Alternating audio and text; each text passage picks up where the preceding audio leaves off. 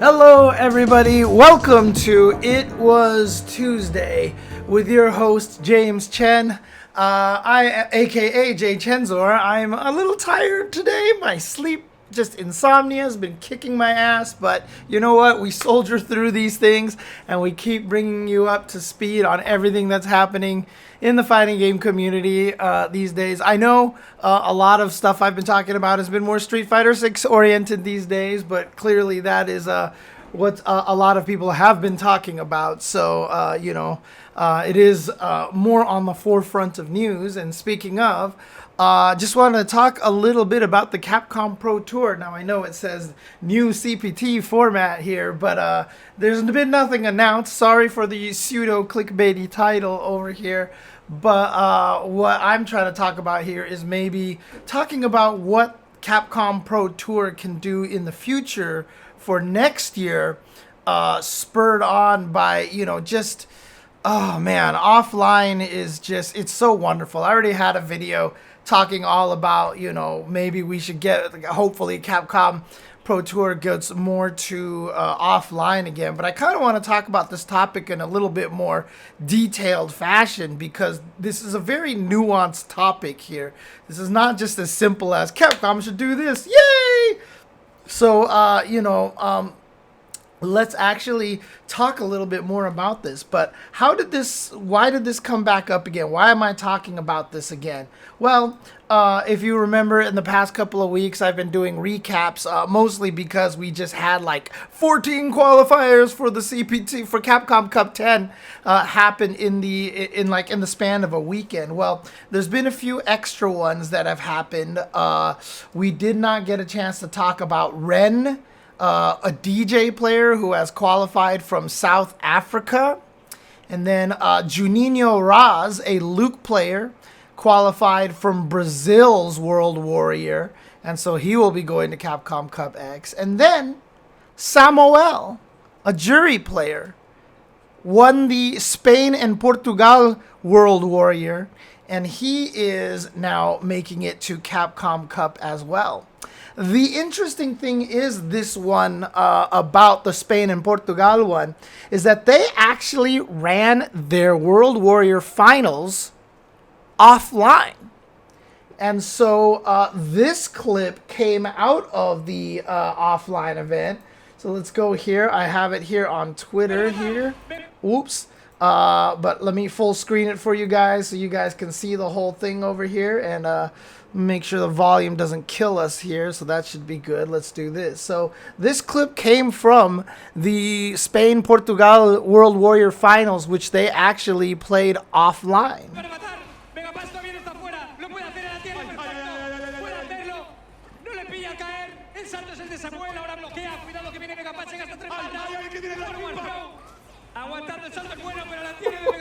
This is final game, final round, by the way.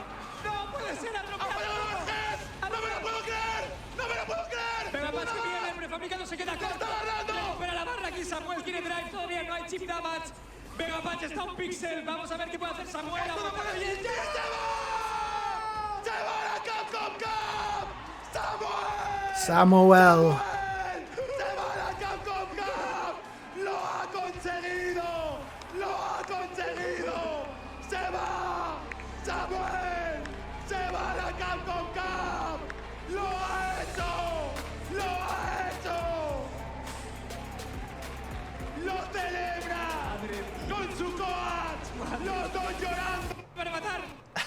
And so that clip came up, and what it did was really kind of spur on the whole offline discussion again. Obviously, Blink Respawn in Dominican Republic was a great event, but you see how exciting that was right there. Just for, a smaller region here, Spain and Portugal, and Samuel qualifying, and you see how hyped the audience is. We get to see the players' reaction instantaneously. We get the drama, and we get a better idea of the weight of what it means to qualify for Capcom Cup. And so we've been getting a lot of people, including Damascus, including Logan Sama, including even myself, talking about online how, gosh, like offline is just fantastic. And again, I had a whole video talking about this recently.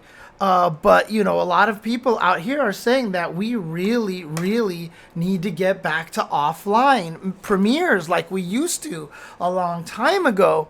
And, you know, that and maybe a point system, maybe whoever wins the premieres just qualifies. But despite that, I mean, like in the past, if you won one of the premieres, you basically qualified because you just got enough points. So it basically counted. But what it did was rewarded a lot of people who would get many top 8s but never win, right? Because then they can get in via points by building up points from the second places and such.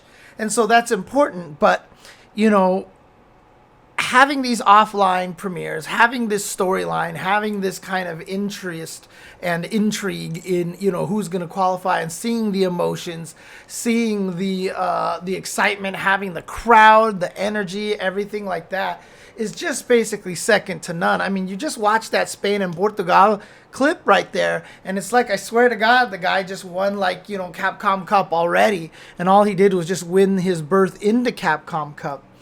And, you know, you can already get the feeling of excitement. You can already get the feeling of just absolute elation.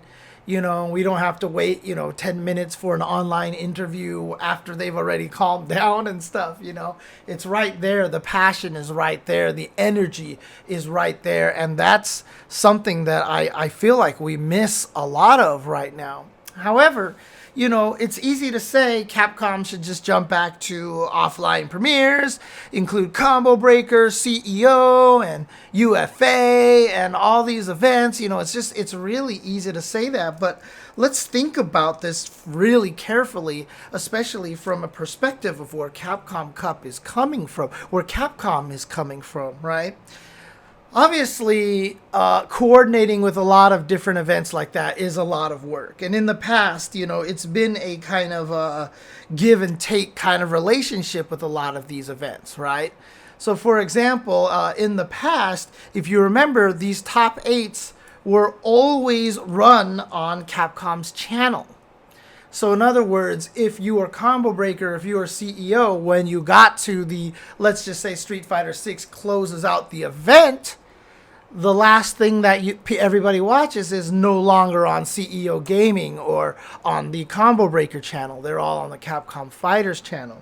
This makes it very difficult for a lot of the offline tournaments to get as many sponsors and stuff, because then they're just like, hi, yeah, the super hype thing that everybody's going to be watching at the end won't be on our channel, and it's just going to be whatever sponsors Capcom has that's going to be running over there. And so there's a little bit of trickiness with that, right? So we've got to consider the fact that, you know, going back to offline can actually be problematic for a lot of these events for getting their own sponsors, because they can't even say the time when the stream is going to be watching the most is going to be, you know, on the channel that the event is for. And so that's always kind of a bit of an issue here. And you know, is that something that wants to be maintained? Do we want to change that so that the events can run it themselves? You know, that's one of the cool things about the way that Capcom has done World Warrior. Is the World Warrior events are continually streamed on the actual you know, local TO's channel. So they actually get to, you know, promote their channel. They get to reap the benefits of their own sponsors and stuff. Heck, even in the clip that we just saw over here, you can actually see at the bottom of the screen, they actually have their own sponsors down here. This Impact Legion and Domino's. In fact, Impact and Legion, I think, are two separate things over here. But, you know, they actually have their own sponsors here, which really helps out their own scene, right? Just having that ability and having your own sponsors is really, really beneficial.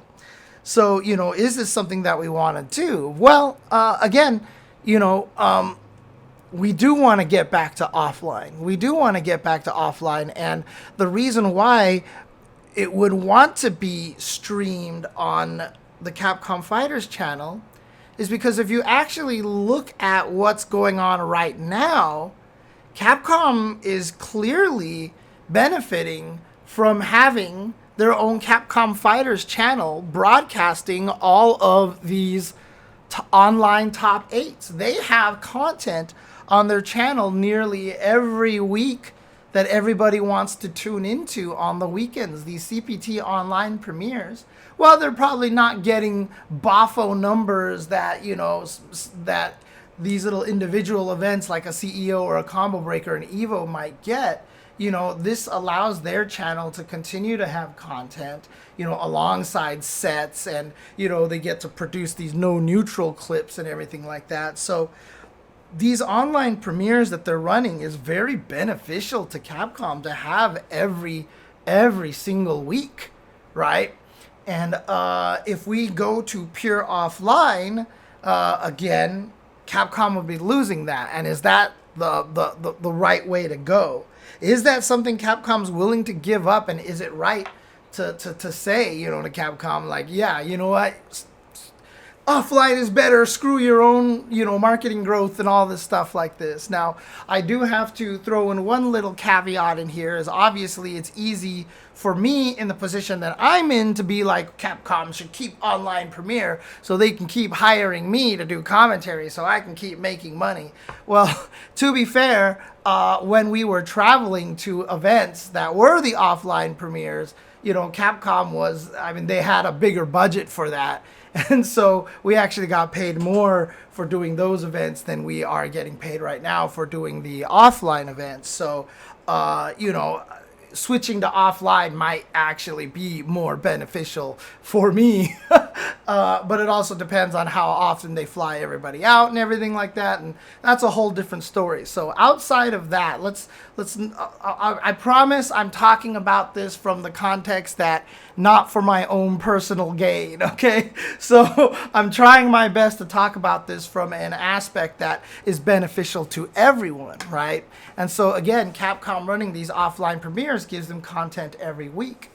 And so, I was thinking about it. Maybe what they can do instead is they can have the World Warrior events, but the World Warrior finals are always run on Capcom's channel, right? But then the problem is that now you have to schedule them out so that the World Warriors all happen at different times. Because as you see, we just had like 20 qualifiers in 2 weekends because all of the World Warriors are happening at the same time once a month, right? If we actually switch it so that the World Warriors start and then like 5 weeks, 6 weeks in a row for one region, that's a lot to commit to as a player.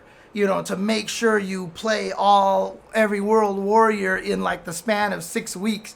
It's a lot to commit to. So having it once a month, I think, is a little bit more fair for the players. But then at that point, if you have it once every month, then all the World Warriors are going to finish at the same time. Capcom's not going to be able to run all the finals on their channel week after week after week, etc., etc.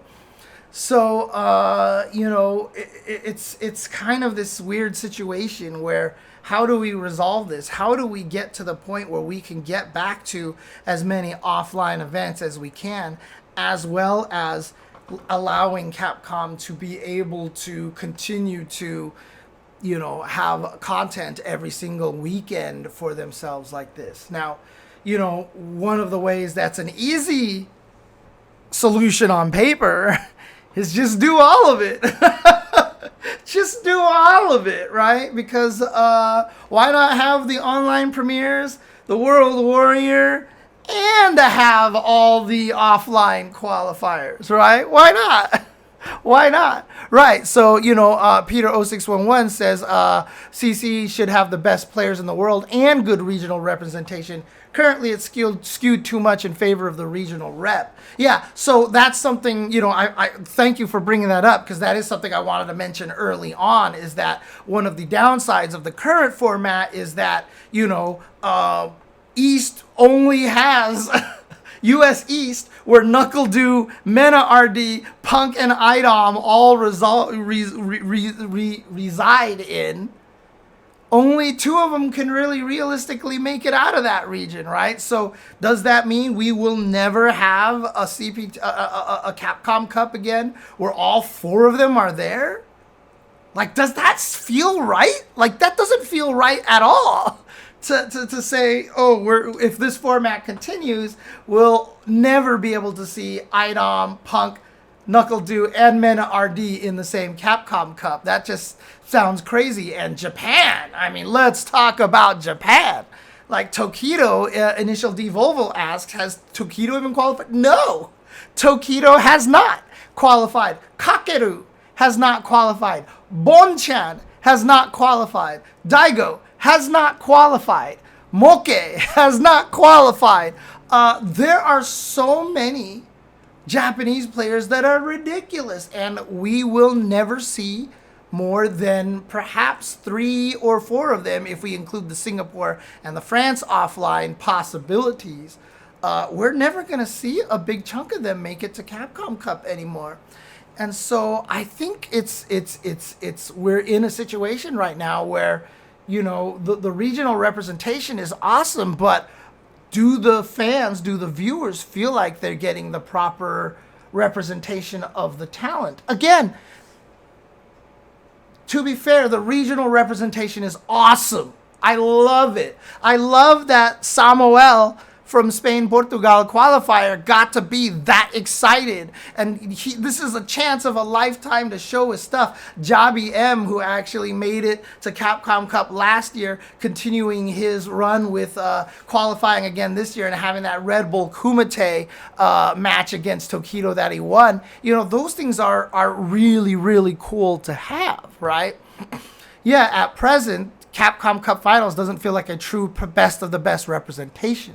That's one of the tough things. And Shade says, with the amount of money on the online, I think the stiff competition makes it hard to qualify anyway. For sure. But again, if we did multiple offline premieres where you actually build up points, that would spur the people to travel more. You know, the events that are Capcom Cup qualifiers would get better attendance because now people would be like, oh shit, Tokido's flying out to our region. I'm going to this event because I can now watch Mena versus, I heard Mena, Punk, Tokido, Daigo, and, you know, Mr. Crimson and Problem X are all coming to Texas or coming to Brazil or coming to, you know, Thailand to come and play these events. Oh my God, like that's just cool for a lot of the events. That's what I talked about in the last episode where I talked about this. And shout outs to you guys. I'm 68% hype train. That's really cool. Thank you for that. The format where some people criticize players farming points at offline events was always silly. Yes, they lucky to afford to travel, but they were always good enough to farm the dang points. So basically what you're saying is that, you know, a lot of people have complained about the point system is that, you know, it's only the people who can afford to travel or have the sponsors. It's the rich get richer kind of format, right? You don't get like Samuel from Spain, Portugal will never succeed in a situation where he's forced to travel to a whole bunch of events. But in this instance here, we have him able to make it to Capcom Cup and represent, and that is something super cool. Again, like I said, I love the regional stuff. I love the World Warrior. I love the online CPT. And I think both of them should coexist. I think it all should coexist. I know some people online have suggested the World Warrior is good enough. We don't need the online CPT. But again, that is something that benefits Capcom very well by having these events every week. It's a constant presence in people's minds. We're watching CPT online premieres week after week. And again, I will repeat it. It's easy to sound like I want this to happen because they hire me. I live close to the studio and it benefits me. But like I said, I want to approach this from a fair point of view to Capcom as well. They're in this for the business. They're trying to find ways to make this work as well. And maybe that does taint my vision a little bit here, of how I want it to go. But I promise I'm trying my best not to have my own personal gains be a factor in this equation. So again, what I was saying a little bit earlier is that maybe the correct answer is to have all of it. Right? all of it. As Shay said, consistency should get rewarded, and storylines only flourish in constant international battles. We need worldwide leaderboard in our scene. Yes, absolutely, and it is such a great story to follow, and it's something that's just wonderful to see. I feel like they could also just increase the allocation from the U.S. and Japan, which is a possibility, but also feels kind of unfair. Like it feels like it's, to be fair, when you have Spain, Portugal, and you have another France, and you have a Germany, and you have all these things, all that region in Europe might even be smaller in area than the U.S. But remember, the U.S. also has 6 of them, right? The U.S. has 6 qualifiers already, right? They have 2 West, 2 Midwest, and 2 East Coasts already, right? So they already have 6-player representation from the U.S., which is more than fair. It just so happens that a lot of our best players are all on the East Coast, so it's kind of a little wonky that way, right? So it's a tough situation. So again, let's just do all of it, right? Well, that is an expensive proposition for Capcom. That is a lot of money to spend. Because what we're doing is increasing the number of participants in the tournament, right? What we have right now is 32 entrants for Capcom Cup? If we do all of it, what do we expand that to? Do we expand that to 64 players? My thought is maybe 48 players, and I'll get to that in just a little bit. But again, let's just say we go 48 players. That is 48 players that we need to qualify, that we need to fly out and book hotel rooms for. That's expensive, man. Like, that is a lot of budget for traveling, and I'm sure Capcom and the production team and everything for 32 players is already pretty much stretching the budget there. In doubling it to 64 players is brutal, absolutely brutal, right? To make it cheap, the LCQ qualifies more people.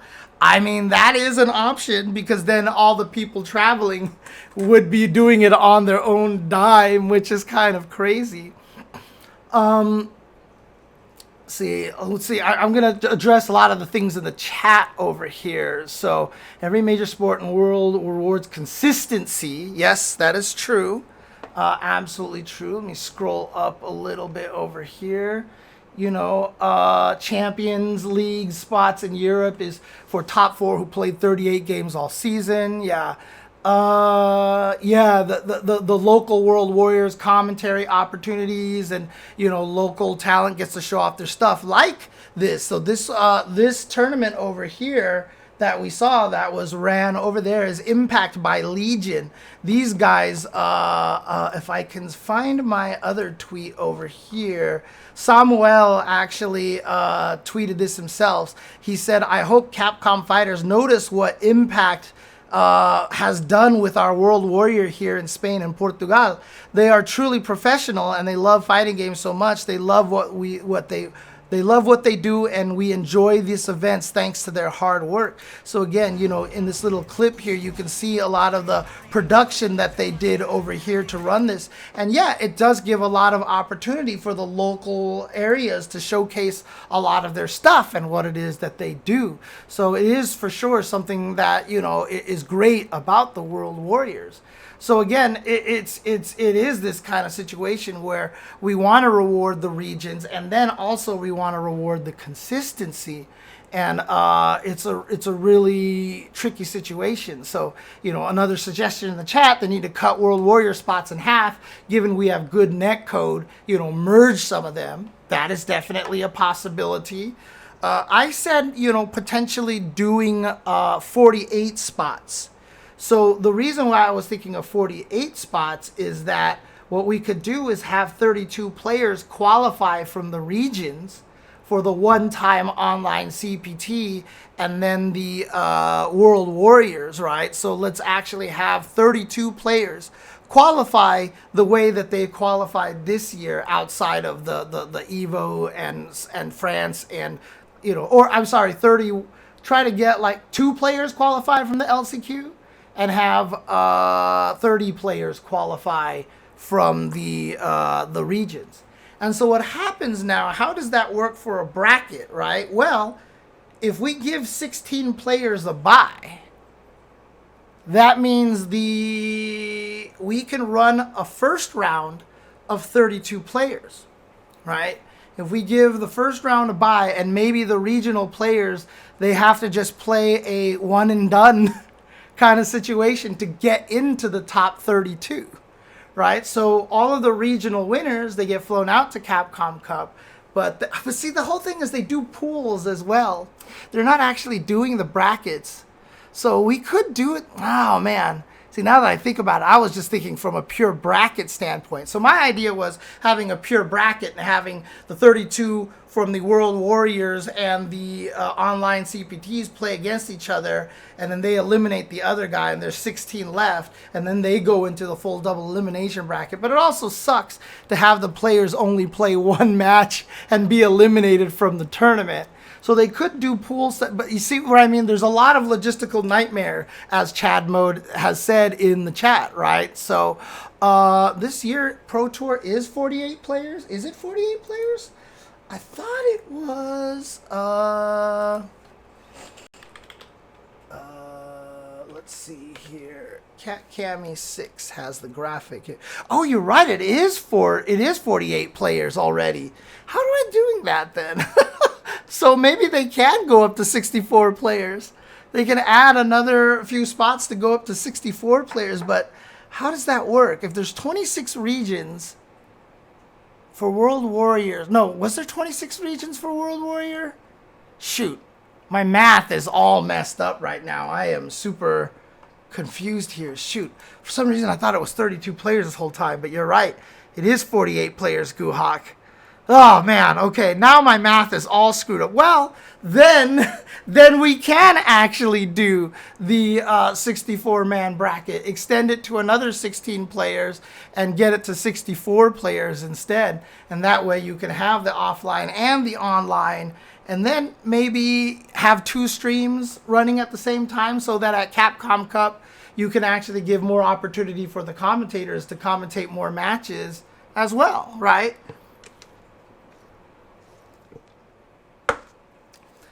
But yeah, Shay actually kind of sums it up really well. Bottom line is something has to give in. This world is not as utopian as we want to have it all, not for the FTC at least. The whole point that I'm trying to make here is that this is not an easy answer to have, right? So right now we are rewarding regions, but we aren't rewarding the consistency. We aren't getting the best players necessarily to compete at Capcom Cup, because can you imagine if Kakeru does not make it, right? If Kakeru actually doesn't make it, right? So JNV is doing a little bit of the math. If we have 64, minus 52 for 26 regions, but there's it's not 26. They said 26 regions, but the problem is there's only 48 players. So I'm not sure if the online qualifier, because online qualifiers, for example, it's US Canada West and US Canada East, and the World Warriors are separate: Canada West, Canada East, US West, and US East. So there might be more regions covered by the World Warrior. So the World Warrior, I think, covers probably 26 regions.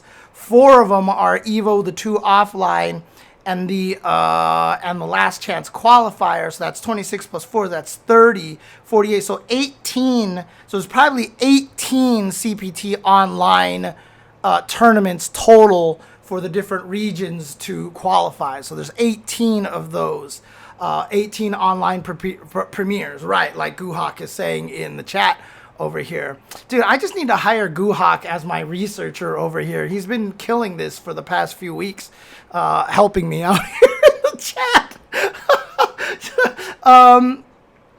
But if we increase it to 64, then we could add another 16 players from the online, the offline, the top 16 players from all the offline events, right? And reward the players for the consistency in that fashion, that way. Or maybe even drop the number of World Warriors. Nah, see, I don't want to drop the number of World Warriors. I think it's cool that all the different regions get to show off their players. But like I said, I also don't want to drop off the CPT online because, again, this is valuable for Capcom to be able to have that content to keep everybody interested in Street Fighter 6 all year round, right? During the whole entire season. So again, I don't know, 64 players seems like the right way to go. But again, that's super expensive. Is that something Capcom can budget, you know, depending obviously on the success of this year? I mean, they have said that the, $2 million prize pool, when they announced it, was a celebration for the launch. Who even knows if we're going to get $2 million in prizes next year, right? This could be I hope not, but this could be a one-time happy thing, and then next year we go back to, the measly 250,000 that the players had been winning before. Although the previous year, the last year for Street Fighter V, if I'm not mistaken, Mena RD did get 150,000, not the 250 that he got previously that like Gachikun and everybody else got. The amount of ads they put on SFL Japan and everything they stream get paid for the prize pool. I don't know, because I mean, obviously those ads are paying for the production companies, right? So the production company that does all of the online premieres that we're seeing over here that I'm a part of, I mean, that's not cheap, right? You don't get that kind of production without spending a lot of money. That's what those ads are already paying for, are for the staff to actually broadcast these events and to do all the work that we're already doing. So having nationwide US codes for a whole Europe would be much more hyped and stacked, though. The net code can probably work that out. Yeah, it would be. And, if West Coast got screwed in that, all of the US events were won by Knuckle Punk, Mena RD, and IDOM all on East Coast, all you can say, man, is just get good. Skill issue, right? I mean, that's really what it comes down to. And, perhaps the netcode can make it work. Perhaps the netcode is absolutely something that can do. Or maybe you run a West Coast one and an East Coast one, and it's just the grand finals between the two different sides or something. But, again, I'm just, yeah, so Lurker Spy says, I happily buy a costume or stage or something to help fund the players. Right, that's another thing to look into, obviously, for budgeting is the international method of selling a bunch of stuff and having it go directly towards the prize pool. That's something to look at, and Capcom certainly is in a structure right now in which they are able to do this. My whole thing is that if Capcom was smart, they would budget more money to this because, again, a game like Street Fighter V, let's face it, based on the way the game launched, had no business lasting 7 years, right? It was really the Capcom Pro Tour that kept the game alive and really kept a lot of the interest in the game going and allowed them to keep going with the seasons and selling 700 Chun-Li costumes. And so, I feel like, dude, the Capcom Pro Tour needs to be something that they really look into, budgeting bigger and bigger and bigger every year. So if they can, budget it so they do house and fly out 64 players and, have a lot more money. But then again, the question now is, if there is the events like CPT, like Combo Breaker, like CEO, et cetera, how do they rectify the time conflicts if they're also doing CPT online, right? If they're also doing CPT online, then CPT online is going to be happening on the same weekend as some of these big events. There's going to be conflicts. How do they resolve that kind of situation? Do they run the CPT onlines on weekdays? That would be shitty for a lot of people with jobs and stuff like that. The whole thing is just the craziest logistical question right now. How do we resolve all this, man? How do we resolve all this, man?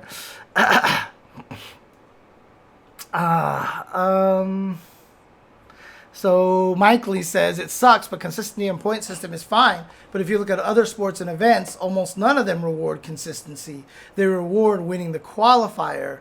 Like you can get third at every qualifier, not make it into the Olympics if you didn't win a qualifier, which is absolutely true as well.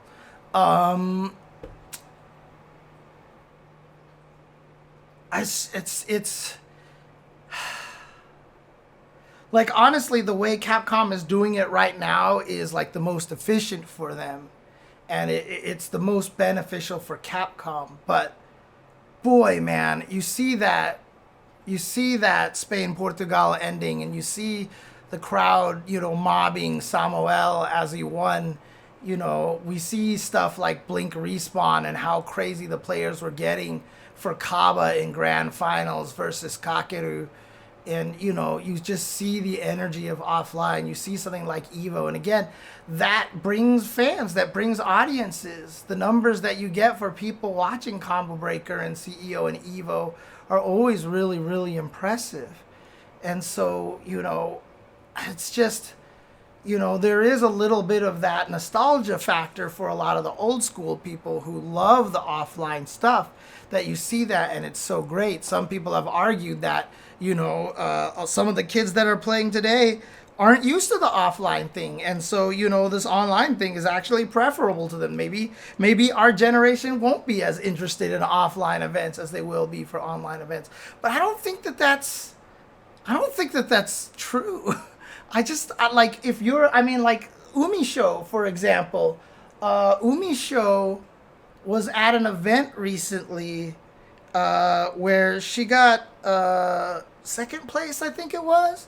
And during the medal ceremony, she said when they announced her as second place, the audience went cheered and crazy, and they chanted her name. And she said she got teary-eyed. She got really emotional because you don't get that, offline. And she was saying like she's rarely had like an audience cheer her that much.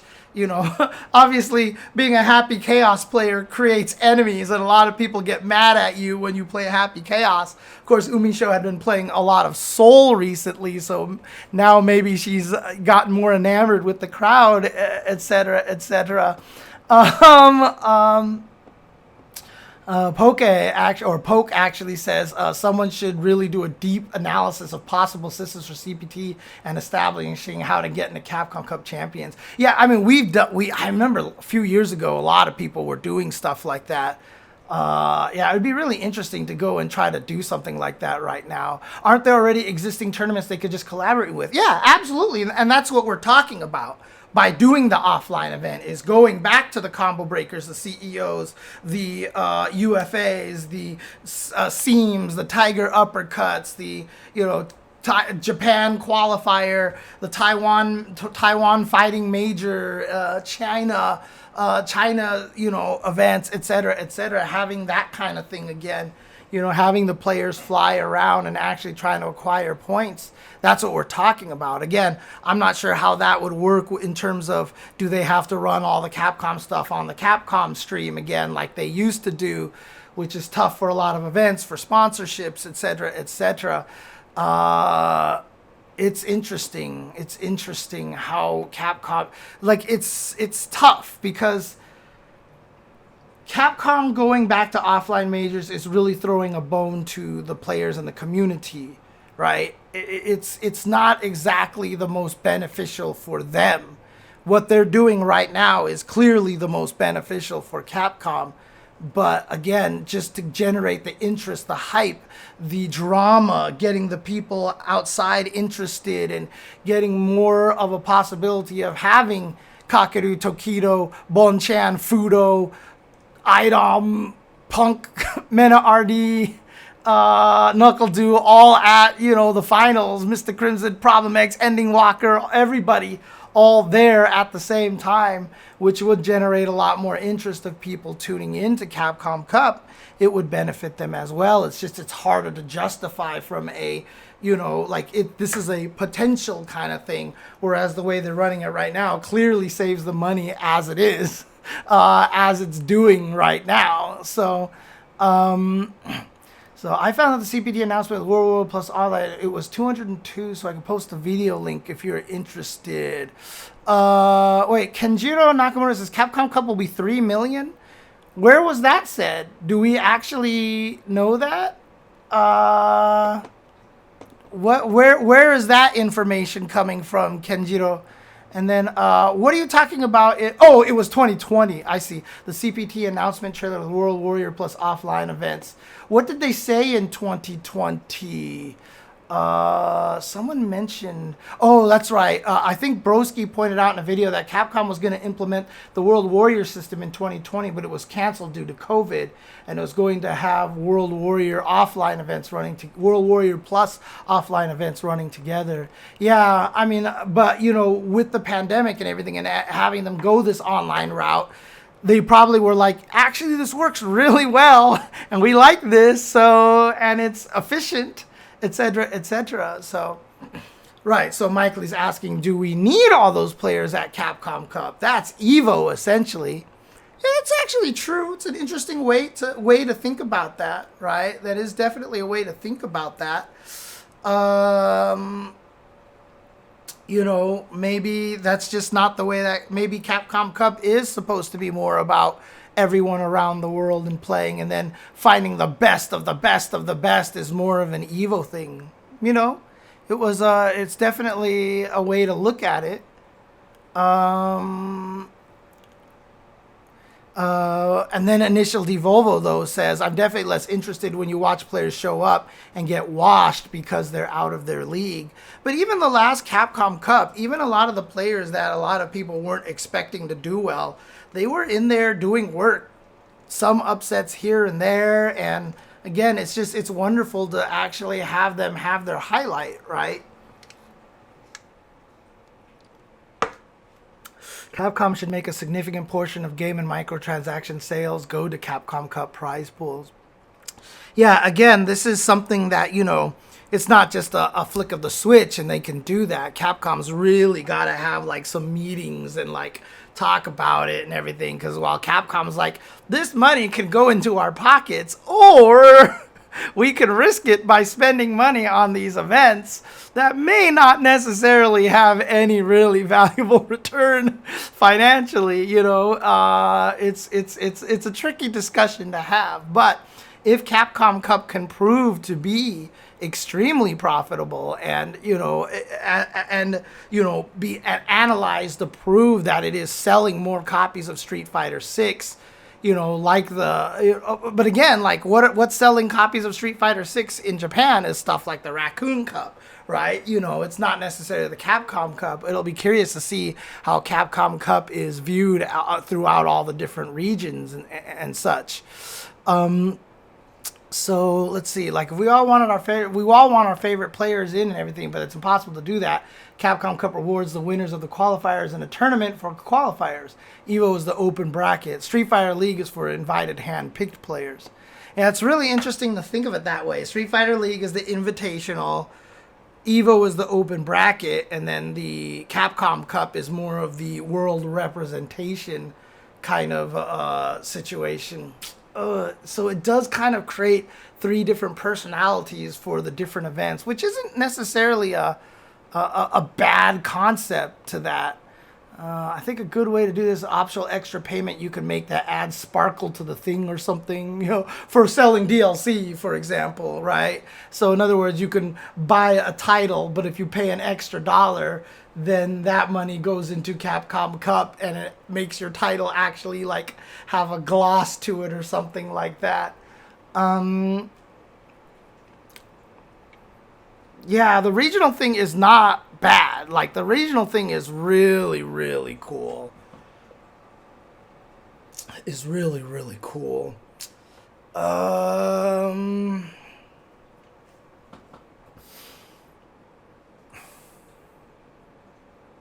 But again, you know, the main point of this is not necessarily to have a solution. I like to bring up these topics and kind of just showcase from a logical standpoint and bring up why in a conversational format, why it's not as easy as everybody wants it to be. Just do this.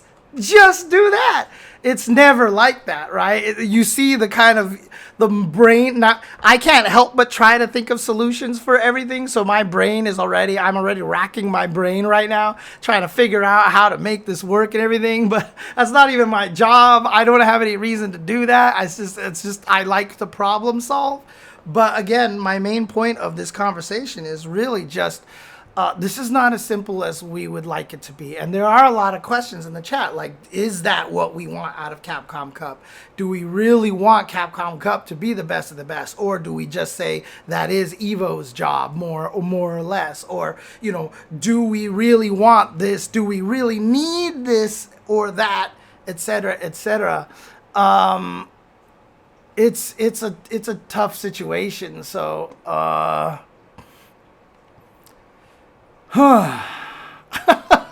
yeah. So basically, yeah, like Poke says in the chat, the need for reports and analysis for various scenarios. That is something that's really important. But I mean, the one thing that I can say honestly is that it might be worth Capcom's efforts and finances to try it, to actually experiment next year and try to do something like that, because then they can get the data, right? Then they do have the information. It's not something they have to commit to forever and ever and ever. Like, oh shoot, this failed, so now we have to keep doing this every year and lose money in Capcom Cup, right? Like, if it doesn't work, sorry guys, we're going back to the way it was 2 years ago. It's just online premieres now. You know, it doesn't have to be something they commit to, but it would be really nice if Capcom could experiment with it, and then we could actually get like more concrete data on exactly how the logistics would work. But again, people have to understand that anything that we do, if we increase the number of players, if we decide to go more this route or that route, there's so many logistics involved with it, more than just do it, right? Because again, would Combo Breaker and CEO be okay with saying, okay, thanks for having us be a premiere event again, we'll stream on your channel? Like, is that something they'd be interested in? Or are they at the point right now where Jabali's like, look, man, I'm streaming like this crazy Japanese wrestling, all women's wrestling league on CEO Gaming on Twitch right now. Look, I don't need your guys' help. My channel's doing fine. I'd rather stream it on my own channel. So I will just run my event without the Capcom Cup backing, you know. There's so many factors going into this whole entire thing. And again, you know, it's easy to say add more players, but then it just costs that much more to fly them all out and house them, et cetera, for, you know, a few number of days. It's not cheap. Travel and housing is not cheap, right? So,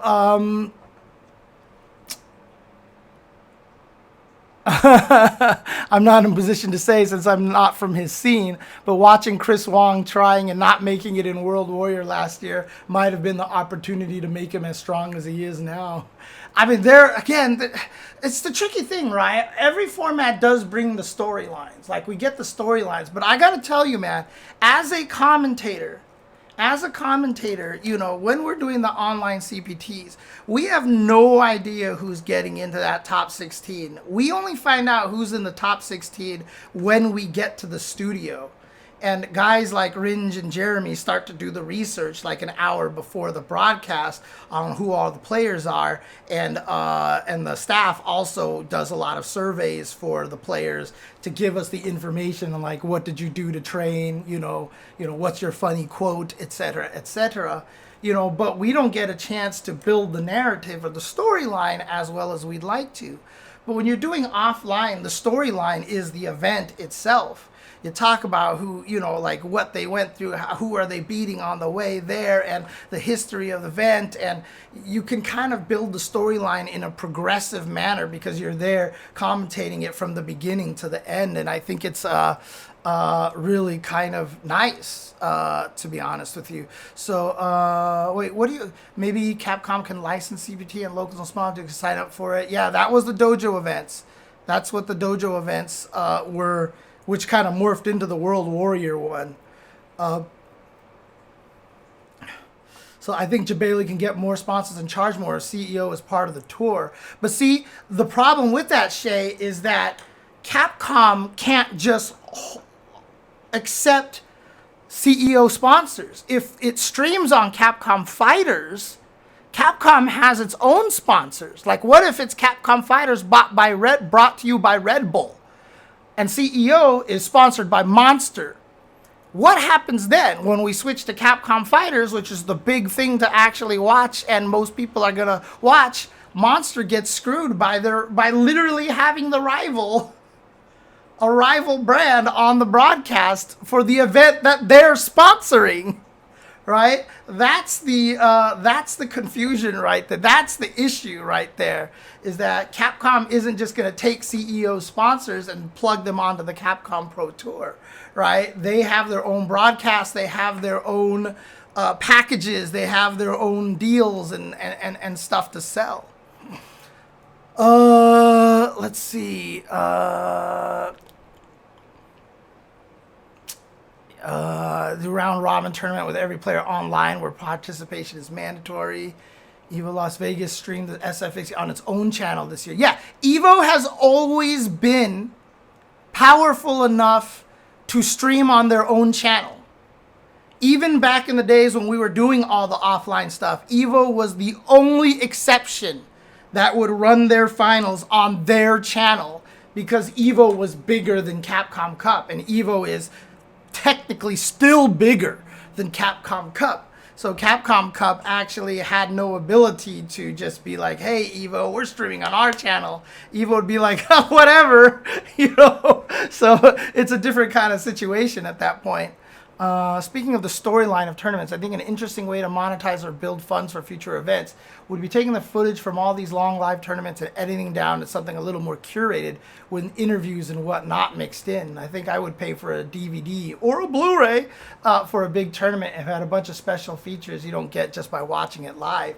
Yeah, that's expensive to run for something that's probably going to get ripped and put on the YouTube or sharing servers right away. Not worth it for most companies. Definitely not worth it for most companies. Still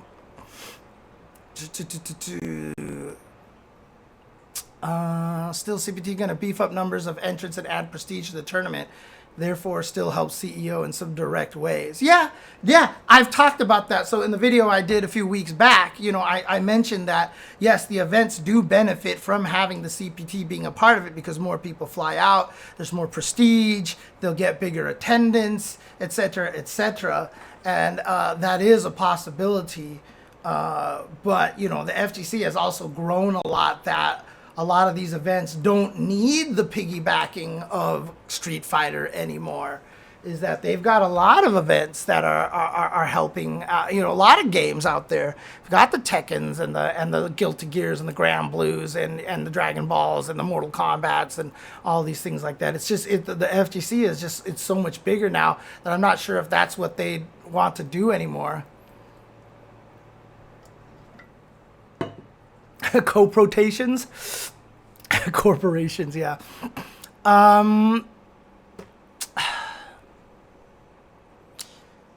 It's tricky. It's a tricky thing to tackle here. And again, it's fun to talk about, and it's important to have this kind of discussion. Because again, you know, what I try to do all the time here on this channel is to talk about these topics and really kind of lay it out from all perspectives, right? Because like I said, it's very easy to be selfish and just be like, Capcom should just do this. Look how much money they make from Monster Hunter. Just take some of that money and run Capcom Cup the way that I want it to be run. It's very easy for all the armchair TOs out there to say exactly how it should be done and how easy it is for it to work. But we have to consider a lot of, the actual logistics, and the costs are going to be far greater than anything a lot of people can probably fathom right now. I always turn back to that conversation way back in the Shoryuken.com days, where I was like, how much do you think the internet for Evo costs for streaming? This is like in 2000. This was like at the beginning of Street Fighter 4 in 2009 or 2010 or something. And the dude on the internet, he was like, well, Evo is charging too much, blah, blah, blah. They should pay out bigger prizes. And I was like, it's way more expensive than you think. How much do you think their internet costs for the weekend? The guy's like, my internet costs like, $60 a month. So I imagine for Evo, it'd be like $200 for the weekend. And I'm like, Jesus Christ, this is the end of our conversation here. This is the end of the conversation. Internet for Evo costs, 50,000, 60,000, 70,000 maybe. I don't know. I'm probably even lowballing it at this point. But yeah, I mean, like, honestly, it's people have no idea how much these kind of productions cost. So, it's not just as simple as just telling Capcom to take Monster Hunter money, put it into Capcom Cup, and everybody will be happy.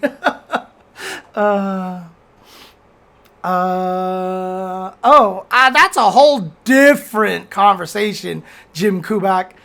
Who basically says, how do you feel about live service updates in fighting games and the way they impact the preservation of the previous versions of a game? SF5 is the first Street Fighter we've had yet where you cannot go back and play the version you like the most. You are hard locked in to the final patch. Should the community be worried about this? Is it an issue? Should version select be a hot topic? I mean, my answer is yes. I've already said that the every version of the game should exist in the game, including the patch notes should be in the game.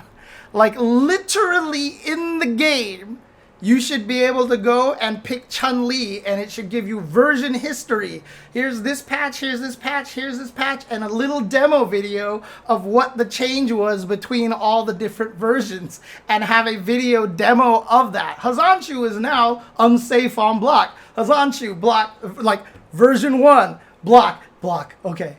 Block the Hazanshu, block the low jab. And then change, next version, Hazanshu gets punished by a low jab. Like, it should literally have that in-game, because that way, if I skip a bunch of versions and come back to the game 4 years later, I can see how my character changed from a progressional standpoint, and it keeps the history. And because of that, then the versions will exist automatically in the game itself. So I think that would be cool. That's a whole nother topic. I could talk about it another time. So we'll stop with that at that point. So I think we got some kind of Elven Shadow. Wait, what are we talking about? Elven Shadow? Frosty Faustings? Elven Shadow. Yeah, Elven Shadow runs that. Coming from NRS, says USA Nails, coming from NRS, where as time goes on, there's less and less money offered in tournaments. I'm always so surprised and delighted that Capcom supports their competitive players to the extent they do. Yeah, that's another way to look at it, is that, you know what? Maybe Capcom's not doing anything wrong. Maybe Capcom is just fine, because face it, the players are making a lot of money, right? I mean, NRS used to. The players used to make a lot of money, but again, it's indicative of the whole entire situation here, right? Because when you think about it, the reason why it's probably not they aren't paying the players out as much as they used to is because WB is not seeing the returns from the Mortal Kombat tours or the Injustice tours. These things are not making money for them, right? So it's not up to NetherRealm Studios. It's up to the Warner Brothers guys that are way at the top. Just like the Capcom Pro Tour is not up to the Street Fighter team.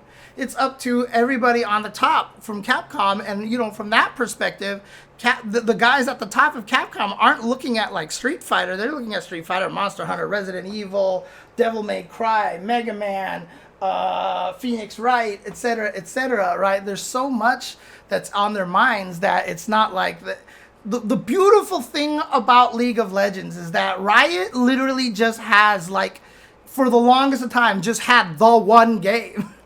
And literally there was nothing, like, if they weren't putting money into League of Legends, what were they putting money into? So obviously the LCS was everything for them, right? And that's just not the case for Capcom. That's just not the situation. They've got a lot of their hands in a lot of different areas, and honestly, the Capcom Pro Tour is probably just such a small portion. For a lot of the people at the top of Capcom, they probably just go, oh, there's a Capcom Pro Tour. We've allocated them this budget.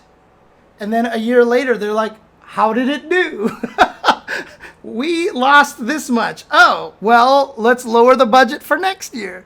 Or we made this much. Oh, that's interesting. Not significantly enough for us to give you more budget. Do the same again this year and let's see if it grows.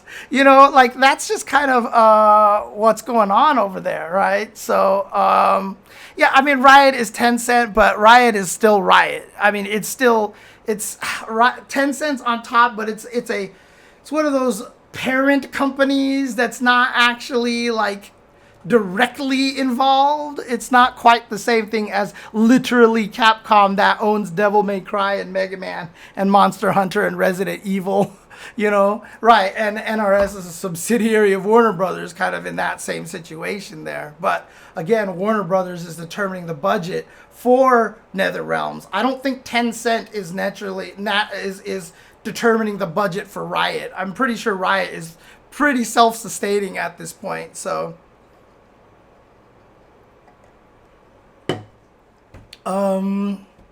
ultimately, a purely gaming company is always more in tune with community than a large company owned by AT&T, yeah, that's the NRS situation for sure. So, right. So Bearberry Cheesecake says Tencent is pretty much hands off on almost everything they control outside of China, basically. So,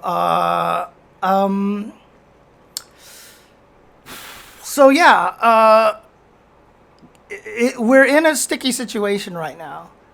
What we have to do, and, you know, again, all of my personal goals are on the same path, which is to get more people to watch Street Fighter. Because in the end, the viewers are going to be what do it, right? The viewers creates the better ad revenue, creates the better discussion, creates the more interest, creates the more word of mouth, etc., which then convinces company to spend more money on things. Right? It's always just going to come down to viewership. And I don't know if the FGC has enough of a viewership right now to be able to justify a lot of the, you know, budget changes that we're asking to Capcom to make.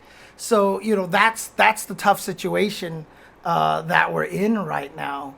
So, I wish I had a solution. I came in here with a solution and my solution didn't even work because I had the wrong number of qualifiers, and I forgot that they did pools last year, which they're probably going to do again, given the fact that there's 48 players. I don't remember how they went from 48 players to a bracket. I don't remember how they did that. But in any case, yeah, we're in a tough situation here. So, I wish there was an easy solution. It was round robin to get to top 16, right? So 48 divided by 16 is 3, right? So it was 3 qualifiers from every pool. That's what it was. It was 3 qualifiers from every pool, I think. Wasn't it? Because it was 5 players in 8 groups, which is 40. That's very shy of the 40. God, I can't remember now. I was at the event and I commentated and I completely forgot all of that information. It's 47 last year since one region of Online Pirate World was canceled. Right. It's supposed to be 48. It was supposed to be 48. 8 groups of 6 players and 6 players. So 8 groups. So only 2 players qualified out of the 8 groups. So 8 groups of 6 players, 2 qualified out of each one to get to a top 16. That's how it worked. That's how it worked. There you go. Oh, man. Imagine if we're like GTA to get 70 million trailer views in 15 hours and break YouTube's first 24 hours record, right? I mean, Rockstar Games wasn't in a hurry to make a new GTA because they were making money hand over fist with GTA 5 online already. Oh, man. But, you know, they can take their time to make a sequel that will live up to everybody's expectations. Oh, man. But, yeah. Anyways, I'm now kind of going in circles at this point here. I'm not really progressing the conversation. So, yeah, this is the situation that we're in. You know, I would like Capcom Pro Tour to have a different format so that we support the offline. So, you know, while we won't get all of our favorite players in there, getting more of them so that we can get a Knuckle Dew, a Mena, and Punk all from East Coast in there. Because again, you know, Punk and Knuckle Dew, I think both have said we'll see how they feel after the event. But after the online CPT East Coast, if they don't make it in, they're probably not going to the last chance qualifiers. Right? They're probably just not going to bother, to be honest with you. So, you know, we're in a situation where I don't know what the answer is. I wish I did. I wish I had a good solution on how to do this. I wish I could just wave a wand and be like, do both of them at the same time. It'll be easy. We'll have no sponsor conflicts with the events that we run at. There'll be no issue housing 64 players at Capcom Cup, which will also extend the broadcast time probably an extra day, because 64 players in a round robin format means a lot more matches to play, and we don't want to have anyone play not on the stream because that's completely unfair. So now Capcom Cup is now a week and a half long event. You know, like, there's so much, like, everything avalanches out of control, right? So we didn't even talk about the fact that 64 players completely extends the production time and cost of all the matches, right? So, you know, I think a lot of people wouldn't be happy if we didn't show all the matches on stream and stuff, because I made it into Capcom Cup. I'm Samuel from Portugal, and then I fly all the way out there and I don't get streamed. Like, really? That would suck. That would absolutely suck. Was he from Spain? I heard them shout something about Portugal. I thought he was from Portugal, but if he's from Spain, then he's from Spain. So my apologies. But yeah, like, obviously we need to stream all of them. So if we put 64 players, that extends the broadcast time of the tournament. Just straight up extends the broadcast time. Does that mean all the pools, you know, people are going to say, we need 3 out of 5 for all the pools? And it's not going to be 3 out of 5. It's going to be 2 out of 3 because it already takes so long just to run this at all, right? So it's an interesting situation. But again, sorry to repeat myself, but that's the point of this episode, is I just kind of wanted to talk about it and how difficult it is just to make these decisions. Of course, there's the idea that we don't do the CPT online qualifiers, that the World Warrior handles the regionals, and we do all the offline premieres, keep it at 48, etc. But like I said, that hurts Capcom a lot because they don't have, you know, the constant events running for the online qualifiers. They get 18 weekends of CPT onlines, and that's really useful for them to have that broadcast. But you would be like, well, instead of having those, the offline events will take care of it. But again, do those events want to have their stream co-opted, and so that it hurts their sponsorship, etc., etc. You know, again, it's like every time you come up with a solution, it causes another problem.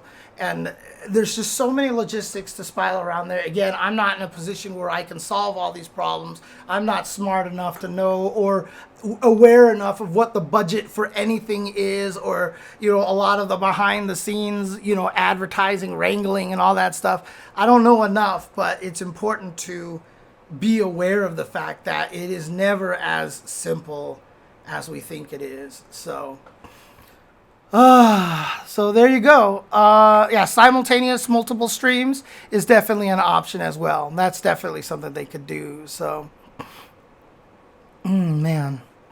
I also noticed that when I edit all my videos, and I apologize to everybody, but I sniffle a lot, right? I do this like every time I finish a thought, I do that, and I hate it. I gotta learn how to stop that somehow. I don't know how to, like, it's a weird habit. I'm not sure how I stop that. I'm gonna have to figure out a way to do it. In any case, so that's all that for this topic. If you guys are watching this on YouTube, tune in for the next couple of days. You'll see these here, a match analysis and a short little video on CFN data that I just thought would be fascinating to share and to show everybody, just to talk about. But I hope you are enjoying the content. I hope you like the discussions that I'm bringing up. I hope that this does make you think about the topic in a little bit more detailed way than just the initial way of just do this and it works, which is almost never the actual answer. So hopefully that, this does open your eyes and also, give you a lot more to think about. And maybe some people will come up with some great suggestions in the comments below. So if you have some ideas on perhaps what they could do to actually make this work, just write them down in the YouTube comments below. And again, be sure to like and subscribe to the video as well. So thank you, Ancient Crystal, who says, I do, fun to listen to, better than typical Twitch. Oh God, that is, can I actually copy and paste that into Twitter? Can I use you as one of those testimonial quotes, like those movie testimonial quotes of being like, this movie was more fun than a barrel of monkeys, kind of thing. I'm definitely I'm gonna write that down over here because that's nice. I appreciate that. I appreciate that very much. Poke actually says, this has been the best online argument discussion I've seen in years. All right, that's another one that I'm putting into that. I'm putting into my testimonials doc here, my testimonials tweet. Thank you guys so much. Appreciate it. Appreciate it. This channel's one of my faves because it's great commentary. Thank you. Thank you. Accolades trailer? What's the accolades trailer? Right? Put a little spiky golden border around it. Could that be part of the end credits of the video? If I'm not too lazy with my editing, sure. We are taught good, nice on the internet. Yep. Man. But there you go. Thank you guys for tuning in. For those of you here on Twitch, don't go anywhere because we're going to be continuing with these topics that you see up here. But for everybody else, thank you for tuning in. And remember that the day that this podcast, as quoted by my stream viewers here, was the most important day of your life. But for me, it was Tuesday.